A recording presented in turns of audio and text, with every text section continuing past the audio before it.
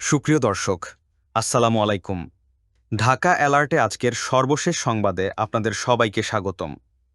প্রথমেই জানিয়ে দিচ্ছি আজকের সংবাদ শিরোনাম। ২১ আগস্ট গ্রেনেড হামলা, তারেক রহমান বাবরের খালাসের রায় বহাল। গাজীপুরে কাঁচাবাজারে অগ্নিকাণ্ড, অর্ধশত দোকান ভস্মীভূত।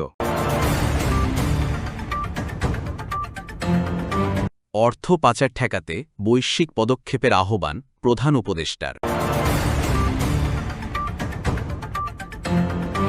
পলাতক আসামিকে নির্বাচনে অযোগ্য ঘোষণা চায় ইসি। স্কুল, কলেজ, মাদ্রাসায় পবিত্র ঈদে মিলাদুন্নবী উদযাপনের নির্দেশ। এতক্ষণ শুনছিলেন আজকের প্রধান শিরোনাম। এখন শুনবেন বিস্তারিত সংবাদ। ২১ আগস্ট গ্রেনেড হামলা, তারেক রহমান বাবরের খালাসের রায় বহাল। বহুল আলোচিত ২১ আগস্ট গ্রেনেড হামলা মামলায় যাবজ্জীবন কারাদণ্ডপ্রাপ্ত বিএনপির ভারপ্রাপ্ত চেয়ারম্যান তারেক রহমান ও মৃত্যুদণ্ডপ্রাপ্ত সাবেক স্বরাষ্ট্র প্রতিমন্ত্রী লুৎফুজ্জামান বাবর সহ সব আসামির খালাসের হাইকোর্টের রায় বহাল রেখেছেন আপিল বিভাগ। একই সঙ্গে ২১ আগস্ট গ্রেনেড হামলা মামলা নতুন করে তদন্তে হাইকোর্ট যে পর্যবেক্ষণ দিয়েছিলেন তা বাদ দিয়েছেন সর্বোচ্চ আদালত। আদালত বলেছেন, নতুন করে তদন্ত করবে কিনা সেটি সরকারের বিষয়। বৃহস্পতিবার ৪ সেপ্টেম্বর সকাল ১০টা ৫ প্রধান বিচারপতি ডাক্তার সাইয়্যদ রেফাত আহমেদের নেতৃত্বে ৬ বিচারপতির আপিল বেঞ্চ এ রায় ঘোষণা করেন। হাইকোর্টের রায়ের বিরুদ্ধে রাষ্ট্রপক্ষের দায়ের করা আপিল খারিজ করে আপিল বিভাগ এ রায় দেন। বেঞ্চের অন্য ৫ জন হলেন বিচারপতি মোহাম্মদ আশফাকুল ইসলাম, বিচারপতি জুবায়ের রহমান চৌধুরী, বিচারপতি মোহাম্মদ রেজাউল হক, বিচারপতি এস.এম. ইমদাদুল হক ও বিচারপতি ফারহা মাহবুব। আদালতে তারেক রহমান বাবরের পক্ষে শুনানি করেন advocate S M. Shahjahan, advocate Mohammad Shishir Monir. আদালতে বিএনপির আইনজীবীদের মধ্যে উপস্থিত ছিলেন জ্যেষ্ঠ আইনজীবী Zainul Abedin, barrister Mahbubuddin Khokon, barrister Kaiser Kamal, barrister Ruhul Quddus Kajal, advocate Gazi Kamrul Islam Sajal, advocate Anisur Rahman Raihan Biswas, advocate Shamsul Islam Mukul, Azmal Hossain Khokon. রাষ্ট্রপক্ষে ছিলেন অ্যাটর্নি জেনারেল মোহাম্মদ আসাদুজ্জামান, অতিরিক্ত attorney general Anikar Haque, Abdul Jabbar Bhuiyan, deputy attorney general Abdullah Al Mahmud Masud. মামলার আগের কার্যক্রম। গত বছরের ১ ডিসেম্বর তারেক রহমান ও লুৎফুজ্জামান বাবর সহ সব আসামিকে খালাস দেন হাইকোর্ট। বিচারিক আদালতের রায় বাতিল করে বিচারপতি এ.কে.এম. আসাদুজ্জামান ও বিচারপতি সৈয়দ এনায়েত হোসেনের হাইকোর্ট বেঞ্চ এ রায় দেন। রায় আদালত বলেন, ২১ আগস্ট গ্রেনেড হামলার মামলার বিচার ছিল অবৈধ, আইনে এই বিচার টেকে না। রায় বলা হয়, যে চার্জশিটের ভিত্তিতে নিম্ন আদালত বিচার করেছিলেন তা আইনগতভাবে গ্রহণযোগ্য ছিল না। এরপর এ মামলায় সব আসামির খালাসের বিরুদ্ধে আপিল করে রাষ্ট্রপক্ষ। গত ১ জুন রাষ্ট্রপক্ষকে আপিলের অনুমতি দেন আপিল বিভাগ। ২০১৮ সালের ১০ অক্টোবর ২১ আগস্ট গ্রেনেড হামলা ও হত্যা মামলায় সাবেক স্বরাষ্ট্র প্রতিমন্ত্রী লুৎফুজ্জামান বাবর, সাবেক উপমন্ত্রী আব্দুস সালাম পিন্টু সহ ১৯ জনকে ফাঁসি এবং বিএনপির ভারপ্রাপ্ত চেয়ারম্যান তারেক রহমান ও খালেদা জিয়ার রাজনৈতিক সচিব হারিস চৌধুরী, বিএনপি নেতা কাজী শাহ মোফাজ্জল হোসেন কায়কোবাদ সহ ১৯ জনকে যাবজ্জীবন কারাদণ্ড দেন বিচারিক আদালত।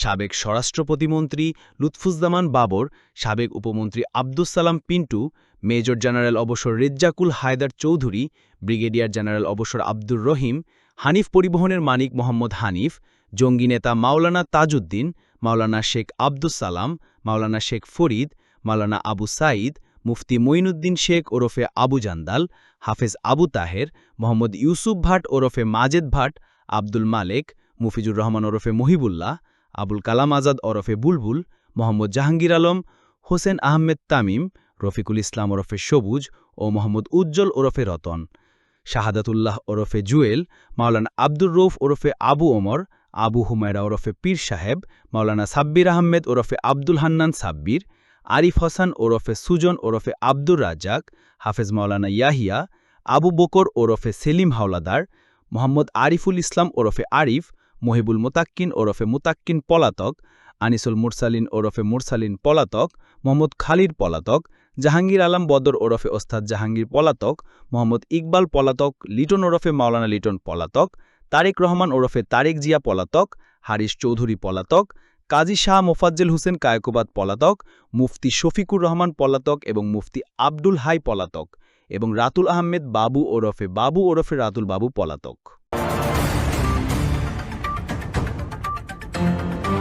গাজীপুরে কাঁচাবাজারে অগ্নিকাণ্ড, অর্ধশত দোকান ভস্মীভূত। গাজীপুরের চান্দনা চৌরাস্তার কাঁচাবাজারে বৃহস্পতিবার ৪ সেপ্টেম্বর সকালে এক অগ্নিকাণ্ডের ঘটনা ঘটেছে। আগুনে মুরগির দোকান, আলু পেঁয়াজসহ বিভিন্ন মশলা ও মুদি দোকানসহ অর্ধশত ভস্মীভূত হয়ে বিপুল পরিমাণ ক্ষতিগ্রস্ত হয়েছে। ফায়ার সার্ভিসের ইউনিটের ১ ঘণ্টার চেষ্টায় আগুন নিয়ন্ত্রণে এসেছে বলে জানিয়েছেন গাজীপুর ফায়ার সার্ভিসের উপসহকারী পরিচালক মোহাম্মদ মামুন। জানা যায়, চান্দনা চৌরাস্তার শাপলা মেনশন সংলগ্ন একটি বাজারে বৃহস্পতিবার সকাল ৬টার দিকে একটি দোকান থেকে আগুনের সূত্রপাত হয়। মুহূর্তে আগুন আশপাশের দোকানগুলোতে ছড়িয়ে পড়ে। খবর পেয়ে ফায়ার সার্ভিসের ৫টি ইউনিট ঘটনাস্থলে এসে আগুন নেভানোর কাজ শুরু করে। ফায়ার সার্ভিস প্রায় ১ ঘণ্টার চেষ্টায় সকাল ৭:৩০টার দিকে ওই আগুন নিয়ন্ত্রণে আনতে সক্ষম হয়। আগুনে অন্তত ৫০টি দোকান এবং দোকানে থাকা মালামাল সম্পূর্ণ পুড়ে গেছে। গাজীপুর ফায়ার সার্ভিসের উপসহকারী পরিচালক মোহাম্মদ মামুন বলেন, আগুনের খবর পেয়ে ভোগড়া সার্ভিসের ৩ ইউনিট ও জয়দেবপুর ফায়ার সার্ভিসের ২ ইউনিট সহ ৫টি ইউনিট আগুন নিয়ন্ত্রণে আনতে কাজে যোগ দেন।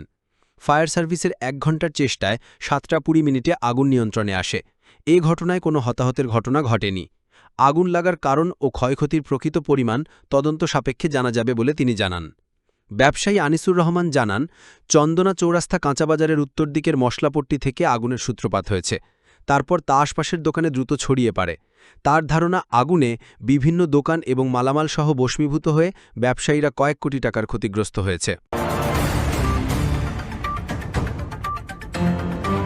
অর্থ পাচার ঠেকাতে বৈশ্বিক পদক্ষেপের আহ্বান প্রধান উপদেষ্টা অধ্যাপক মোহাম্মদ ইউনুস বলেছেন, শত শত কোটি ডলারের চুরি করা সম্পদ, করস্বর্গ ও ধনী দেশে পাচার ঠেকাতে কঠোর আন্তর্জাতিক আইনি কাঠামো তৈরি করা জরুরি।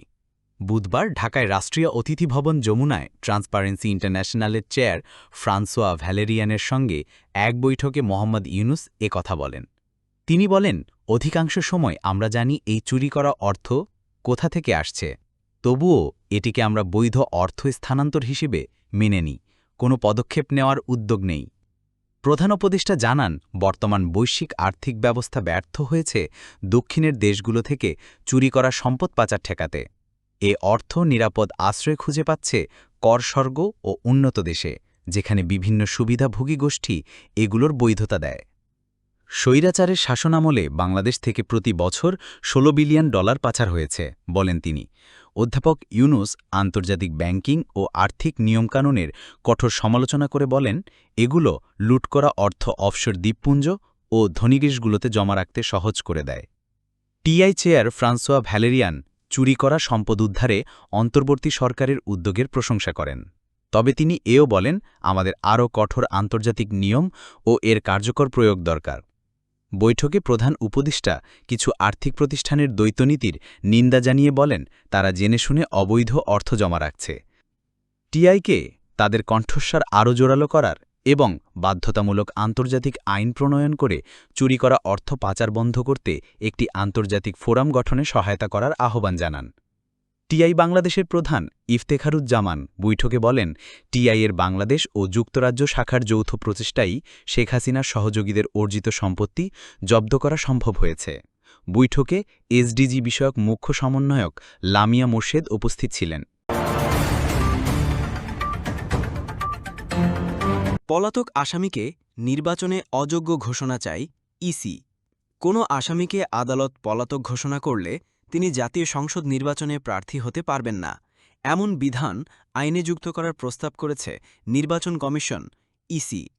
সংসদ নির্বাচনে অনলাইনে মনোনয়নপত্র জমা দেওয়ার বিধানও বাদ দেওয়ার প্রস্তাব করেছে সাংবিধানিক এই সংস্থা। এ দুটি সহ জাতীয় সংসদ নির্বাচন সংক্রান্ত আইন, গণপ্রতিনিধিত্ব আদেশে আরপিওতে আরও বেশ কিছু সংশোধনী আনার প্রস্তাব করেছে ইসি। গত মঙ্গলবার ইসির প্রস্তাব আইন মন্ত্রণালয়ে পাঠানো হয়েছে। প্রস্তাবে সশস্ত্র বাহিনীকে সংজ্ঞাভুক্ত করা হয়েছে। এতে সেনা, বিমান ও নৌবাহিনীর সদস্যরা ভোটকেন্দ্রে বিনা পরোয়ানায় গ্রেফতারের ক্ষমতা পাবেন। এছাড়া কোনো আসনে একক প্রার্থী থাকলে না ভোটের ব্যবস্থা রাখা, ভোট বন্ধে নির্বাচন কমিশনের ক্ষমতা বাড়ানো, জামানতের পরিমাণ বাড়িয়ে ৫০,০০০ টাকা করা, প্রার্থীর হলফনামায় দেশ ও দেশের বাইরে থাকা সম্পদের হিসাব দেওয়া বাধ্যতামূলক করা সহ বেশ কিছু প্রস্তাব আছে।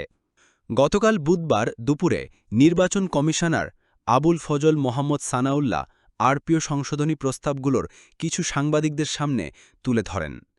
এর আগে গত ১১ অগাস্ট আরপিও সংশোধনী প্রস্তাব অনুমোদন করেছিল ইসি। তখন পলাতক আসামিকে অযোগ্য করার বিধানটি ইসির প্রস্তাবে ছিল না, পরে এটি যুক্ত করা হয়।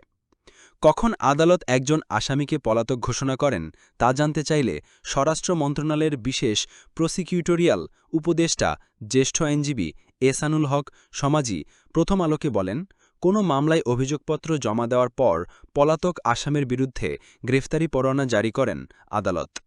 পরে আদালতে হাজির না হলে তাকে হাজির হওয়ার জন্য পত্রিকায় বিজ্ঞপ্তি প্রকাশের নির্দেশ দেয়া হয়। হাজির না হলে তিনি পলাতক আসামি হিসেবে গণ্য হন। পলাতক আসামি হাজির না হলে ফৌজদারি মামলায় তিনি আইনি প্রতিকার পাওয়ার অধিকারী নন বলে জানান এহসানুল হক সমাজি। পলাতক আসামিকে নির্বাচনে অযোগ্য ঘোষণা করার প্রস্তাবটি ছিল মূলত নির্বাচন ব্যবস্থা সংস্কার কমিশনের। তখন ইসিও এই প্রস্তাবের সঙ্গে দ্বিমত জানিয়েছিল। গত মার্চে জাতীয় ঐক্যমত কমিশনকে লিখিতভাবে ইসি বলেছিল, এমন বিধান অসদ্দেশ্যে ব্যবহৃত হতে পারে। এটি নিয়ে রাজনৈতিক ঐক্যমতের প্রয়োজন রয়েছে। আগে দ্বিমত জানিয়ে এখন কেন ইসি এই প্রস্তাব গ্রহণ করল, এমন প্রশ্নের জবাবে আবুল ফজল মোহাম্মদ সানাউল্লাহ সাংবাদিকদের বলেন, বিষয়টি নিয়ে জাতীয় ঐক্যমত কমিশনের সঙ্গে নির্বাচন কমিশন আলোচনা করেছে। আলোচনায় উভয় কমিশন সন্তুষ্ট হয়েছে এবং মনে করেছে এমন বিধান রাখা ভালো হবে। ইসি সূত্র জানায়, যেভাবে বিধানটি প্রস্তাব করা হয়েছে তাতে এটি কার্যকর হলে কোনো ব্যক্তি সংসদ সদস্য নির্বাচিত হওয়ার পরও যদি পলাতক আসামি ঘোষিত হন তাহলে তিনি সংসদ সদস্য পদে থাকার যোগ্যতা হারাবেন।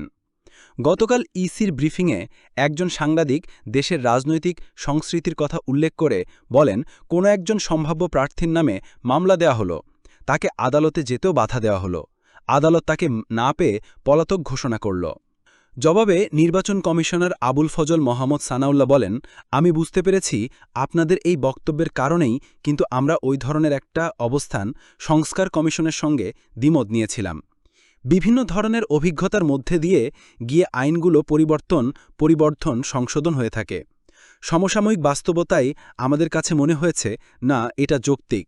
যদি ভবিষ্যতে দেখা যায় যে এটার মিসইউজ মানে অপব্যবহার হচ্ছে, তখন আমাদের আবার রিভিল করতে হবে। রাজনৈতিক কর্মকাণ্ড নিষিদ্ধ থাকায় আওয়ামী লীগের নিবন্ধন স্থগিত আছে। বিদ্যমান আইন অনুযায়ী আগামী নির্বাচন পর্যন্ত এই অবস্থা বহাল থাকলে দলগতভাবে আওয়ামী লীগের নির্বাচনে অংশগ্রহণের সুযোগ থাকবে না। তবে দলটির নেতাদের স্বতন্ত্র প্রার্থী হতে বাধা নেই। আওয়ামী লীগের নেতারা আগামী নির্বাচনে স্বতন্ত্র প্রার্থী হতে পারবেন কিনা এমন প্রশ্নের জবাবে নির্বাচন কমিশনার আবুল ফজল মোহাম্মদ সানাউল্লাহ বলেন, সেটা সময়ই বলে দিবে। আন্তর্জাতিক অপরাধ ট্রাইব্যুনালে কেউ অভিযুক্ত হলে তাকে নির্বাচনে অযোগ্য ঘোষণা করার বিধান ছিল সংস্কার কমিশনের, তবে এটি ইসির প্রস্তাবে রাখা হয়নি। এই প্রস্তাব গ্রহণ করা হয়নি কেন এমন প্রশ্নের জবাবে এই নির্বাচন কমিশনার বলেন, এই ধরনের বিধান করা আরপিওর ২-৩টি ধারার সঙ্গে সাংঘর্ষিক বলে ইসির কাছে মনে হয়েছে। আরপিওতে বলা আছে, কেউ যদি আদালতে সাজাপ্রাপ্ত হয়ে থাকেন তবে তিনি অযোগ্য হবেন। তাহলে পলাতক আসামিকে অযোগ্য ঘোষণা করা সঠিক হবে কিনা এমন প্রশ্নের জবাবে আবুল ফজল মোহাম্মদ সানাউল্লাহ বলেন, বিশদ আলোচনা করে এটি ঠিক করা হয়েছে। সাধারণভাবে দেখা যায় বড় কোনো কারণ ছাড়া কেউ ফেরারি হবেন না, আর আদালত কর্তৃক ফেরারি ঘোষিত হতে হবে। এই নির্বাচন কমিশনার জানান, যে বা যারা প্রার্থী হতে চাইবেন তারা নিজ নির্বাচনী এলাকার কোনো শিক্ষা প্রতিষ্ঠানের পরিচালনা পরিষদে থাকতে পারবেন না। আরও যা আছে প্রস্তাবে, লাভজনক প্রতিষ্ঠানে থাকা ব্যক্তি নির্বাচনে প্রার্থী হতে পারেন না। ইসির সংশোধনী প্রস্তাবে বলা হয়েছে, এখানে লাভজনক প্রতিষ্ঠান বলতে যার ৫০% বেশি শেয়ার সরকারের, মনোনয়নপত্রের সঙ্গে সর্বশেষ বছরের আয়কর রিটার্ন, দেশে ও দেশের বাইরে থাকা সম্পদের হিসাব দিতে হবে। প্রার্থী হলফনামায় মিথ্যা তথ্য দিলে ইসি তদন্ত করে ব্যবস্থা নিতে পারবে। মিথ্যা তথ্যের জন্য প্রার্থিতা বাতিল করা যাবে এবং নির্বাচিত হওয়ার পরও তার সংসদ পদ হারাবেন।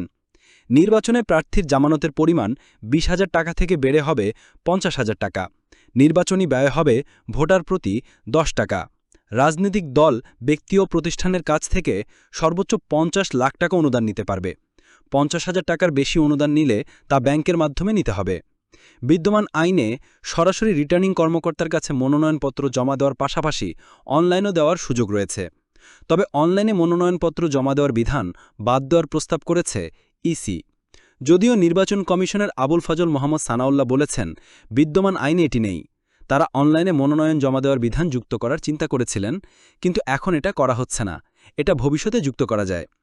নির্বাচন কমিশনার আবুল ফজল মোহাম্মদ সানাউল্লাহ বলেন, ভোট বন্ধ ও ফলাফল স্থগিতে ইসির আগের ক্ষমতা ফিরিয়ে আনার প্রস্তাব করা হয়েছে।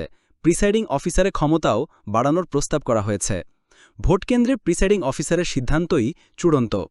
এই নির্বাচন কমিশনার জানান, সংবাদ মাধ্যমের কর্মীসহ কে কতক্ষণ ভোটকক্ষের ভেতরে থাকবেন তা নির্ধারণের ক্ষমতা প্রিসাইডিং অফিসারকে দেয়া হয়েছে। সংবাদ মাধ্যমের জন্য ইসি আলাদা পরিচয়পত্র দেয়।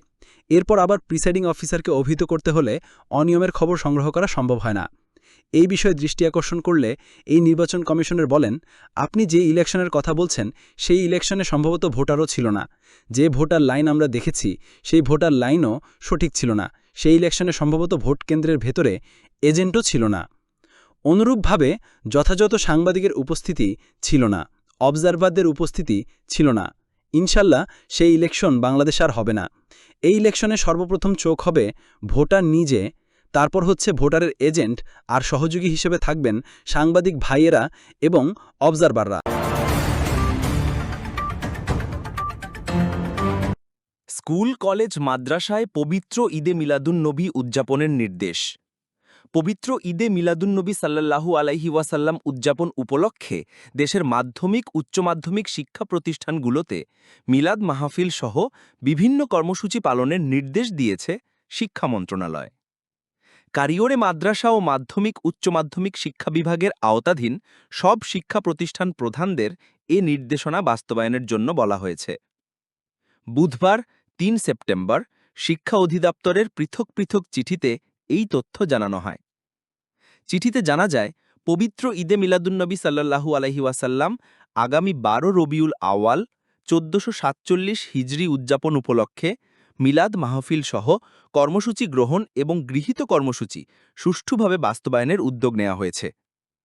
এর মধ্যে রয়েছে হজরত মোহাম্মদ সাল্লাল্লাহু আলাইহি ওয়াসাল্লামের জীবনী ও কর্মসহ ইসলামের নানা বিষয়ে আলোচনা সভা, হামদ, নাত, দোয়া ও মিলাদ মাহফিল সহ বিভিন্ন কর্মসূচি কারিগরি শিক্ষা বিভাগের আওতাধীন সব শিক্ষা প্রতিষ্ঠান প্রধানদের এ নির্দেশনা বাস্তবায়নের জন্য বলা হয়েছে। এর আগে মঙ্গলবার ২ সেপ্টেম্বর মাধ্যমিক ও উচ্চশিক্ষা অধিদপ্তরের আরেক চিঠিতে বলা হয়, আগামী ১২ রবিউল আওয়াল ১৪৪৭ হিজরি ৬ সেপ্টেম্বর পবিত্র ঈদে মিলাদুন্নবী সাল্লাল্লাহু আলাইহি ওয়াসাল্লাম যথাযোগ্য মর্যাদা ও ধর্মীয় ভাবগাম্ভীর্যের সঙ্গে পালনের জন্য নির্দেশ করা হয়েছে। কর্মসূচির মধ্যে প্রথমেই রয়েছে মাধ্যমিক ও উচ্চশিক্ষা অধিদপ্তরাধীন সব দপ্তর ও শিক্ষা প্রতিষ্ঠানগুলোতে জাতীয় পতাকা উত্তোলন। এরপর মাধ্যমিক ও উচ্চশিক্ষা অধিদপ্তরাধীন সকল শিক্ষা প্রতিষ্ঠানে হজরত মোহাম্মদ সাল্লাল্লাহু আলাইহি ওয়াসাল্লামের জীবনী ও কর্ম এবং ইসলামের শান্তি, প্রগতি, সৌহার্দ্য, সহিষ্ণুতা, বিশ্বভ্রাতৃত্ব, মানবাধিকার, নারীর মর্যাদা ইত্যাদি বিষয়ের ওপর আলোচনা সভা, হামদ, নাত, দোয়া ও মিলাদ মাহফিল সহ বিভিন্ন কর্মসূচি, ছাত্রছাত্রীদের সাংস্কৃতিক প্রতিযোগিতা এবং হজরত মুহাম্মদ সাল্লাল্লাহু আলাইহি ওয়াসাল্লামের জীবনীর ওপর কুইজ প্রতিযোগিতার আয়োজন।